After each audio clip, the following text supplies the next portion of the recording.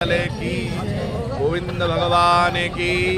गोपाल भरोसा तेरा है, गोपाल भरोसा तेरा है, नंदलाल भरोसा तेरा है, नंदलाल भरोसा तेरा है, गोपाल भरोसा तेरा है, गोपाल भरोसा। बोलो कृष्ण कन्हैया लाल की जय। द्वितीय अध्याय प्रारंभ। काशीपुर गांव में ब्राह्मण रहता था, भगवान का परम भक्त, भिक्षा मांगकर अपने पेट का पालन करता था। भगवान की भक्ति तो करता था लेकिन भीख मांगता। बुजुर्ग हो गए, भगवान की कृपा नहीं हुई। भगवान ने एक दिन विचार किया, क्यों ना इसको सदमार्ग दिखाया जाए, इसको थोड़ा रास्ता दिखाएं तो इसका कल्याण होगा। भगवान ने बूढ़े ब्राह्मण का वेश धारण किया और मार्ग में आकर खड़े हो गए और ब्राह्मण देवता से कहने लगे, आप क्या करते हो, कहाँ जा रहे हो?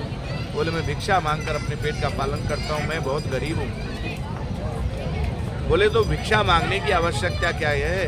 भीख मांगने से जीवन में भी पेट नहीं भरेगा, कर्म करो। बोले, कर्म क्या करूं? बोले, भगवान की कथा करो, भगवान सत्यनारायण का पूजन करो, उससे तुम्हारा कल्याण होगा। भगवान ने सत्यनारायण पूजा की विधि बताई और अंतर ध्यान हो गए। वह ब्राह्मण देवता अपने घर आए और मन में संकल्प लिया, हे प्रभु, आज के बाद कभी भीख नहीं मांगूंगा, भगवान का नियम से व्रत करूंगा, कथा करूंगा।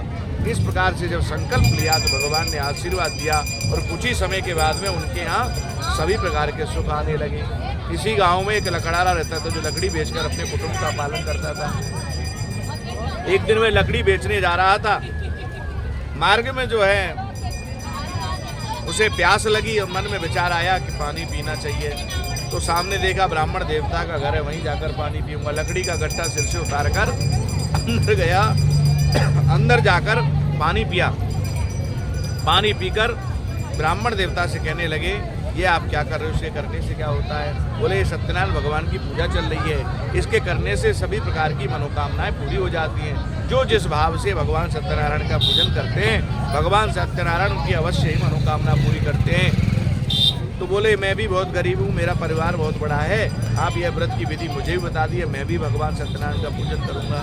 ब्राह्मण देवता से पूजा की विधि जानकर लकड़ारा घर आया और भगवान के सामने बैठकर संकल्प किया कि आज के बाद मैं कभी झूठ नहीं बोलूँगा, कभी किसी को छल नहीं करूँगा, कभी धोखा नहीं दूंगा और भगवान सत्यनारायण का पूजन करूँगा। संकल्प लेते ही कुछ ही समय के बाद उनके यहाँ सभी प्रकार के सुख आने लगे।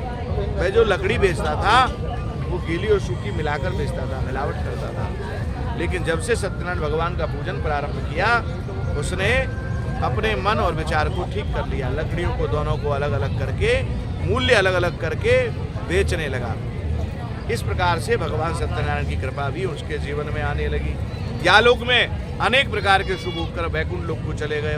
इति रेवा खंडे सत्यनारायण द्वितीय अध्याय। हरे नमः। बोलो सत्यनारायण भगवान की, आज के आनंद की।